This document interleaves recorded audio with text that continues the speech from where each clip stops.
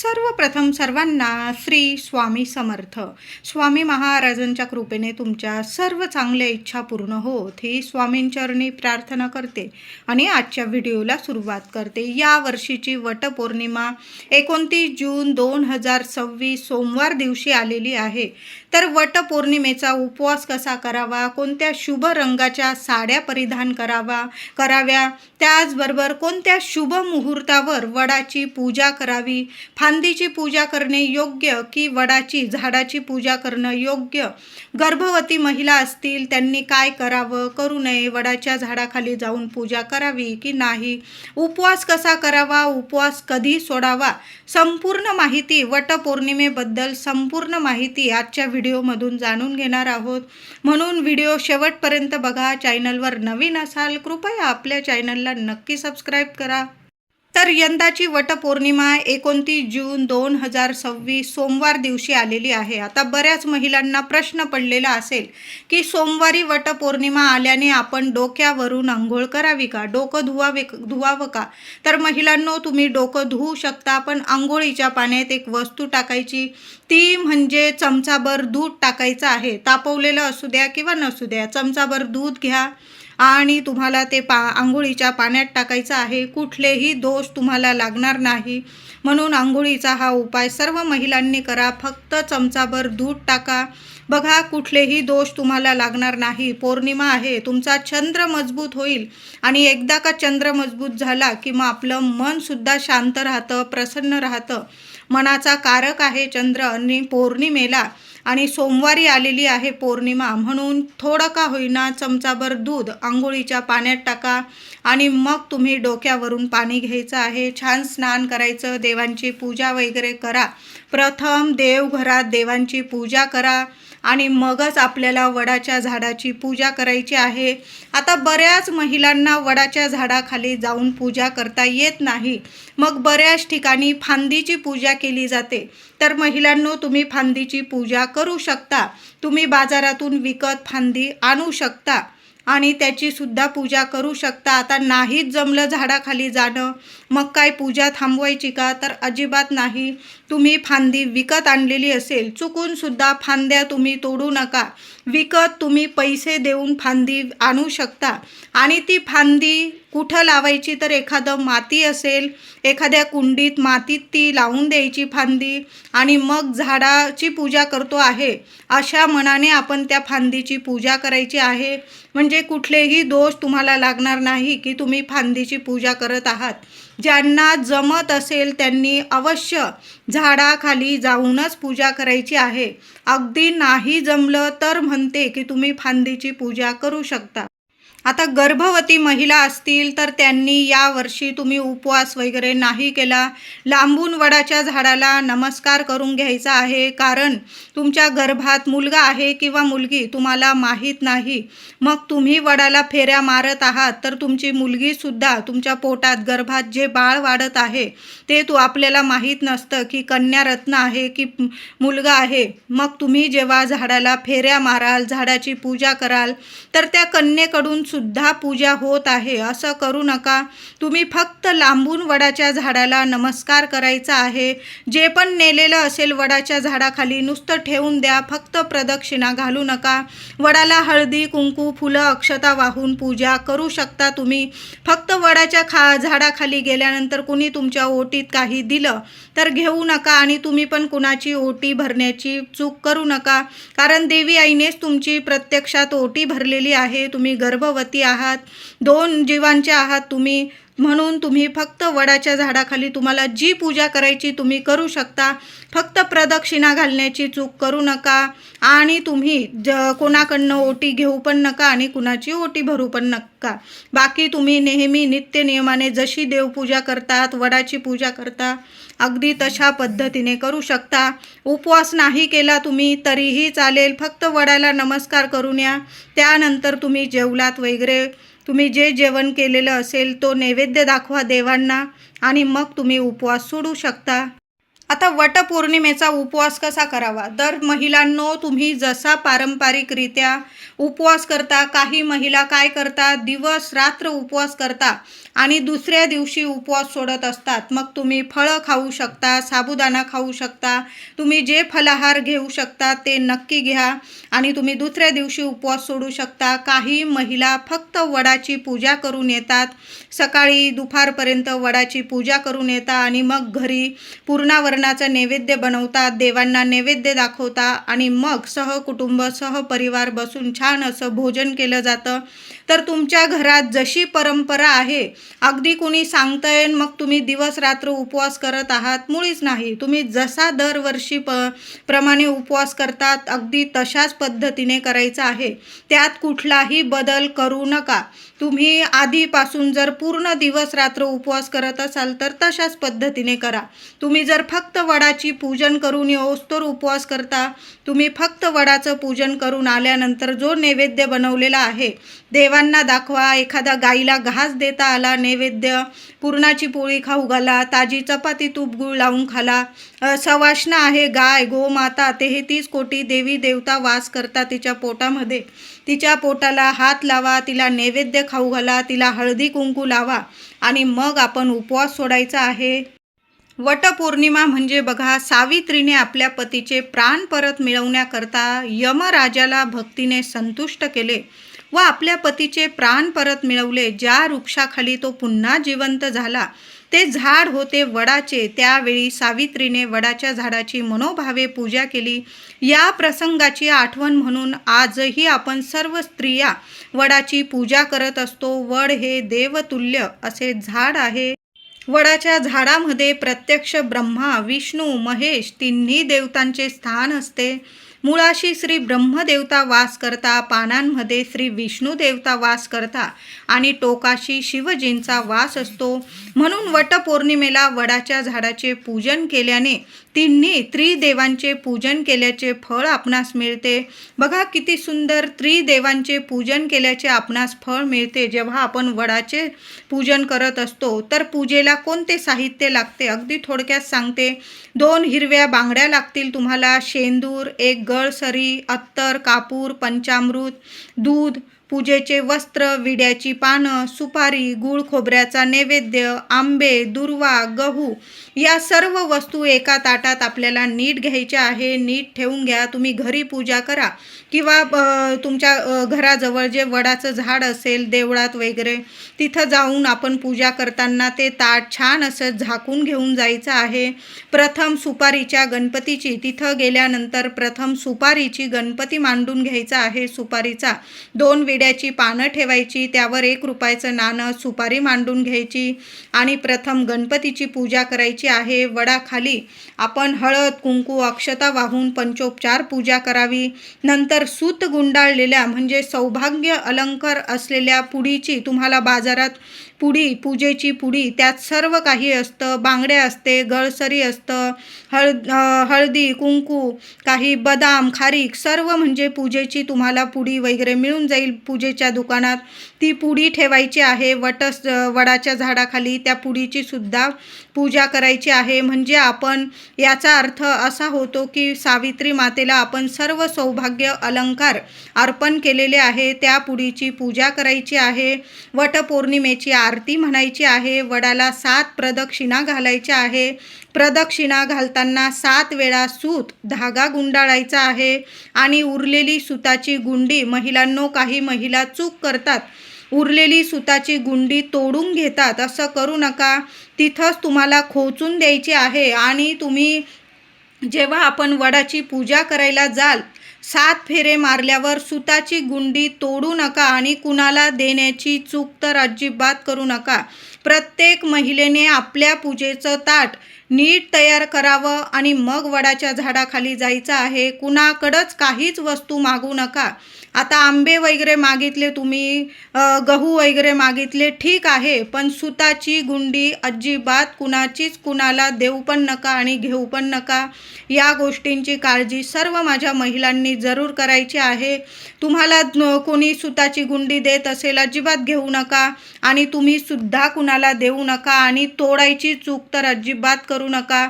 7 प्रदक्षिणा 7 वेळा सूत गुंडाळल्यानंतर तो सूत तिथंच खोचून द्यायचा आहे, तोडायचा नाही.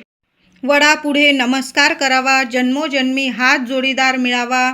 जोडीदारासोबत संपूर्ण आयुष्य सुख, समाधान, आनंद, आरोग्य, ऐश्वर्याने, गोकुळाने फुलून राहावं अशी मनापासून सर्व महिलांनी प्रार्थना करायची आहे. स्त्रियांनी या दिवशी उपवास करावा. किमान वडाची पूजा करेपर्यंत तरी उपवास जरूर करावा. 4 दिवस असतील. गरोदर स्त्रियांनी फक्त लांबून नमस्कार करायचा आहे आणि आपल्या पतीला उदंड आयुष्य, आरोग्य, सुख, शांती प्रार्थना करायची आहे. पूजा तुम्ही करू नका. गरोदर महिलांनी उपवास करू नये. फक्त हात जोडून प्रार्थना करा. तुम्ही हळदी कुंकू वाहू शकता. मी तुम्हाला सांगितलं गरोदर महिलांनी कशा पद्धतीने पूजा करायची. अगदी साध्या सोप्या पद्धतीने मनोभावे आपल्याला वडाच्या झाडाची पूजा करायची आहे वटपौर्णिमेला. तर वटपौर्णिमेला कोणत्या शुभ मुहूर्तावर आपण वडाची पूजा करायची आहे? प्रथम मी तुम्हाला राहू काळ कोणत्या वेळात आणि काळात आहे सांगून देते. या वेळात, या काळात चुकून सुद्धा वडाच्या झाडाखाली जाऊन पूजा करू नका. घरी जरी फांदीची पूजा करत असाल, महिलांनो, जरी तुम्हाला ऑफिस आहे तरी पण राहू काळात पूजा करू नका. हा 2 तासाचा राहू काळ टळून जाऊ द्यायचा आहे. तर 29 जून 2026 सोमवार दिवशी सकाळी 7 वाजेपासून ते सकाळी 9 वाजेपर्यंत असा हा 2 तासाचा राहू काळ असणार आहे. चुकून सुद्धा या वेळात, या काळात, राहू काळात पूजा करू नका. तुम्ही जर राहू काळ मानतात तर जरूर हा 2 तासाचा राहू काळ टळून जाऊ द्यायचा आहे. तर सकाळी 7 ते 9 हा राहू काळ असणार आहे. या वेळात, या काळात चुकून सुद्धा वडाच्या झाडाची पूजा करू नये. वटपौर्णिमेला सकाळी 9 ते दुपारी 12:20 अत्यंत शुभ मुहूर्त आहे. वटपौर्णिमेचा वडाच्या झाडाची पूजा करण्याचा शुभ मुहूर्त 29 जून 2026 सोमवार दिवशी सकाळी 9 वाजेपासून दुपारी 12:20 अत्यंत शुभ मुहूर्त आहे. आता झालाच जरासा उशीर महिलांनो, तर संपूर्ण दिवसभर तुम्ही पूजा करू शकता, पण संध्याकाळी 5-5:30 वाजेपर्यंतच पूजा करा. ऐन संध्याकाळी दिवे लागणीला वगैरे पूजा करत बसू नका. थोडा उशीर झाला माझ्या महिलांना, लहान लेकरं, घर वगैरे सांभाळून काही गोष्टींना होत असेल तुम्हाला उशीर, तरी पण संध्याकाळी 5 वाजेपर्यंत आपण पूजा करून घ्यायची आहे. फक्त सकाळी 7 ते 9 हा राहू काळ टळून जाऊ द्या. बाकी संपूर्ण दिवस हा वटपौर्णिमेचा शुभच आहे. तुम्ही केव्हाही दिवसभरात पूजा करू शकता. अत्यंत शुभ मुहूर्तात पूजा करायची असेल तुम्हाला तर सकाळी 9 वाजेपासून दुपारी 12:20 हा अत्यंत वटपौर्णिमेचा शुभ मुहूर्त आहे. काही कारणास्तव झालाच तुम्हाला उशीर तर मग संध्याकाळी 5 वाजेपर्यंत या शुभ मुहूर्तावर तुम्ही पूजा करू शकता. आणि जास्त वेळ करू नका, म्हणजे दिवे लागणीला वगैरे कुठल्याच झाडाला हात लावू नये आणि वडाच्या झाडाला तर मुळीच हात लावू नये. म्हणून तुम्ही संध्याकाळी 5-5:30 वाजेपर्यंत पूजा करू शकता. आता वटपौर्णिमेला कोणत्या शुभ रंगाच्या साड्या घालाव्या? तर स्त्रियांनी वटपौर्णिमेला हिरव्या रंगाची साडी परिधान करा. सुख सौभाग्याचे प्रतीक आहे हिरवा रंग. हिरवा रंग हा देवी आईचा आवडता बहरलेला शुभ रंग आहे, म्हणून या दिवशी हिरवा रंग परिधान करा. त्याचबरोबर लाल, पिवळा, हळदी कुंकवाचा रंग आहे. प्रत्यक्ष माता लक्ष्मी, श्रीहरी विष्णू, गणपती बाप्पांचा प्रिय रंग आहे, म्हणून हळदी कुंकवाचा रंग परिधान करा. लाल, पिवळा, तुम्ही ऑरेंज रंग, केशरी रंग परिधान करू शकता. उगवत्या सूर्यासारखा तेजस्वी रंग आहे. या दिवशी आवर्जून ऑरेंज रंग परिधान करू शकता. गुलाबी, जांभळा हाही रंग प्रेमाचे प्रतीक आहे, म्हणून हा रंग तुम्ही परिधान करू शकता.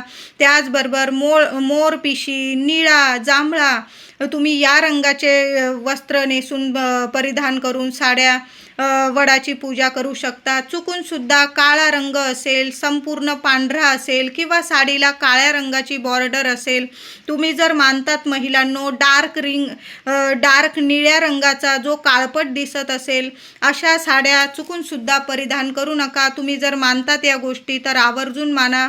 छान छान रंग असतात. वर्षातून एकदाच आपण हा सुख सौभाग्याचा सण साजरा करतो. जशी हरतालिका साजरी करतो तसंच आपण वटपौर्णिमेचा सणसुद्धा मोठ्या उत्साहात साजरा करतो.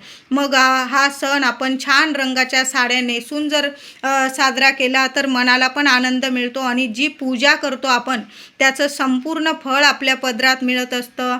त्याचबरोबर बांगड्या घालताना हिरव्या चांगल्या नवीन बांगड्या भरल्या तुम्ही महिलांनो तर अतिशय उत्तम. 4 दिवसात घातलेल्या सुतकात वगैरे घातलेल्या बांगड्या असतील काढून टाका.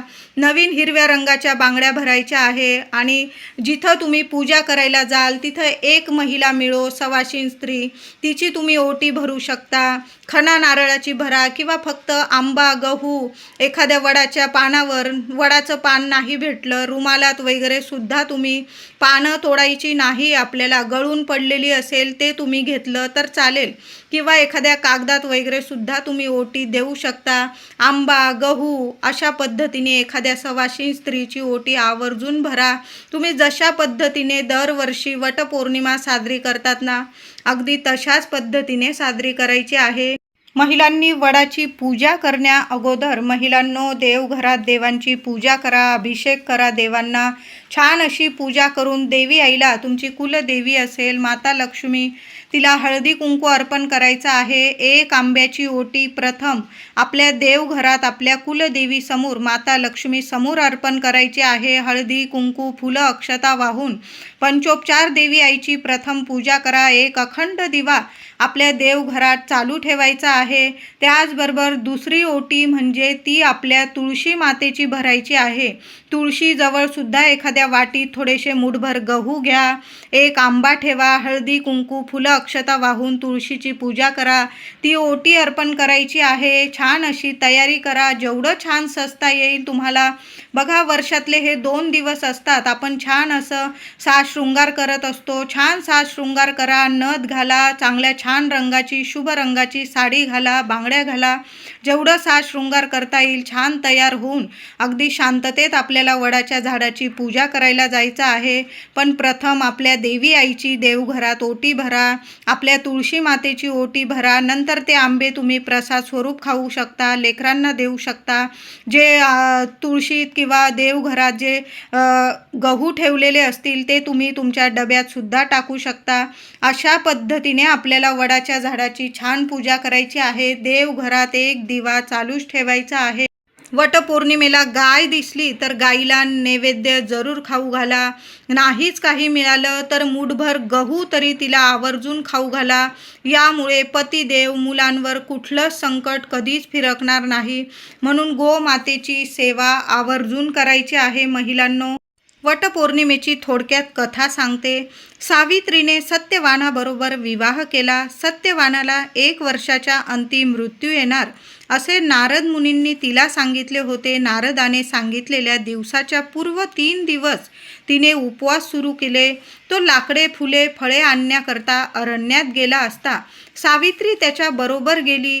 ते वनातील शोभा पाहत पाहत चालले होते, पण सावित्रीचे मन मात्र जागेवर नव्हते.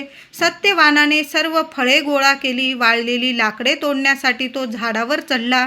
नंतर त्याला चक्कर यायला लागली व तो घाबरला. डोळ्यापुढे अंधार वाढू लागला. सावित्री पतीला म्हणाली, नाथ, आपण थोडा वेळ विश्रांती घ्या, म्हणजे आपणास बरे वाटेल. सत्यवान सावित्रीच्या मांडीवर डोके ठेवून झोपला.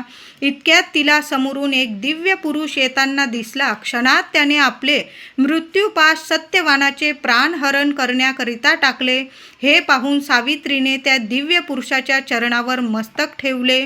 त्या दिव्य पुरुषाला नमस्कार केला व तिने विचारले की तुम्ही कोण आहात? तेव्हा तो पुरुष म्हणाला, मी प्राणहरण करणारा यमराज आहे. हे ऐकून सावित्री त्याच्या पाठोपाठ जाऊ लागली. हे पाहून यमराज म्हणाले, सावित्री, तू पतिव्रता आहेस, तू धार्मिक आहेस, तुझ्या पतिसेवेवर मी प्रसन्न आहे. तेव्हा जो पाहिजे तो वर माग. तेव्हा तिने आपल्या पतीचे प्राण परत यावे असा वर मागितला व चमत्कार झाला व सत्यवान पुन्हा जिवंत झाला. सावित्रीची पतीवर किती निष्ठा आहे याची ही परीक्षा होती. यावरून सावित्रीने पतिनिष्ठा व पतिव्रता या गुणांनी प्रत्यक्ष यमराजाला हरवले अशी ही कथा आहे. बघा किती सुंदर कथा आहे ही. तर वटपौर्णिमा 2026 कशी साजरी करावी, उपवास, पूजा वगैरे शुभ मुहूर्त संपूर्ण माहिती आजच्या व्हिडिओमधून मी तुम्हाला सांगितलेली आहे. महिलांनो, फक्त काळा, पांढरा, डार्क निळा किंवा फाटलेले, तुटलेले, 4 दिवसात वापरलेले वगैरे वस्त्र नेसू नका. या दिवशी छान छान शुभ रंग मी तुम्हाला सांगितले. छान शुभ रंगाच्या साड्या नेसून आपण छान पूजा करायची आहे. काही महिलांना वाटेल की आम्हाला माहीत नाही का, माझं काम सांगण्याचं आहे. महिलांनो, व्हिडिओ आवडला असेल तुम्हाला तर लाईक करा, शेअर करा, चॅनलला नक्की सबस्क्राईब करा. धन्यवाद.